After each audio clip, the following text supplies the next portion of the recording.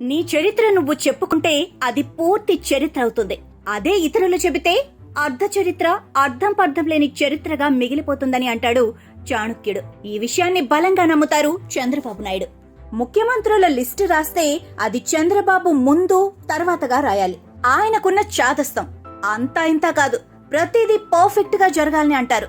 దేనిలోనూ కట్టే కొట్టే తెచ్చే ధోరణి ఉండదు, అన్నిటిలోనూ పర్ఫెక్షన్ కావాలంటారు.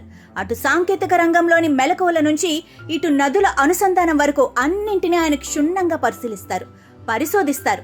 రాష్ట్రాన్ని ఏం చేస్తే ముందుకెళ్తుందో ఎప్పటికప్పుడు ప్రాజెక్టు డిజైన్లు రూపొందిస్తూ ఉంటారు. అందులోంచి పుట్టినవే 2020, 2047 లాంటి మిషన్లు. వీటికి స్వర్ణాంధ్ర లాంటి పేర్లు పెట్టి తద్వారా ఏదో ఒక మోటివేషన్ చేస్తూనే ఉంటారు.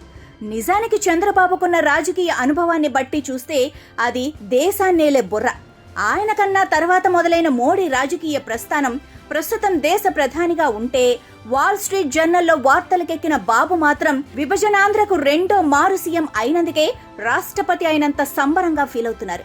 కారణం ఆయనకు రాష్ట్రం అంటే ఉన్న పిచ్చి ప్రేమ. ఆ అమరావతికి ఒక రూపం తీసుకొస్తే తన పేరు చరిత్రలో అలా నిలిచిపోతుంది కదా అన్న తపన, తాపత్రయం. బాబు లాంటి రాజకీయ పరపతి గల ములాయం సింగ్ యాదవ్ తన కొడుకు అఖిలేష్ కి రాష్ట్రాన్ని వదిలేసి జాతీయ రాజకీయాల్లోకి వెళ్లారు, ఎప్పటికైనా పీఎం అయ్యేందుకు. కానీ ఇటు అఖిలేష్ కి రాష్ట్రం మీద పట్టు లభించలేదు సరికదా, అటు పెద్ద ఆయన ఆశయం కూడా నెరవేరకుండానే కడతేరిపోయారు. బాబుకి ఇప్పటికీ కూడా జాతీయ రాజకీయాల్లోకి వెళ్లేందుకు దారులు బార్లు తెరిచే ఉన్నాయి. ఎన్డీఏ ఆయన కోరుకుంటే ఏ పదవి ఇవ్వడానికైనా సిద్ధమే.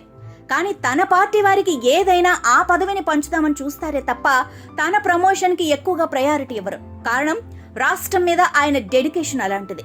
గతంలో కూడా బాబు చేతుల మీదుగా ఐకే గుజరాల్ వంటి వారు ప్రధానులయ్యారు తప్పించి ఆయన రాష్ట్రం దాటి ముందుకెళ్లలేదు. ఎందుకంటే నేల విడిచి సాము చేయొద్దన్న ఒక ఆలోచన.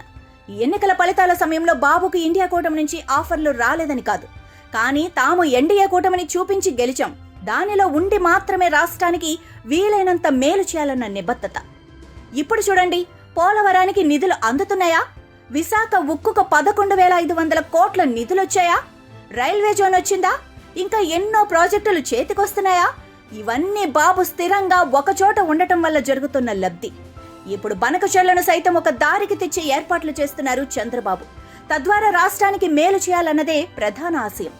ఇంత కోర్గా ఆయన పనిచేస్తుంటే చాలా మంది ఆయన నేనే నేనే నేనే అనే మాటలను పట్టుకుని ట్రోల్ చేస్తూ ఉంటారు.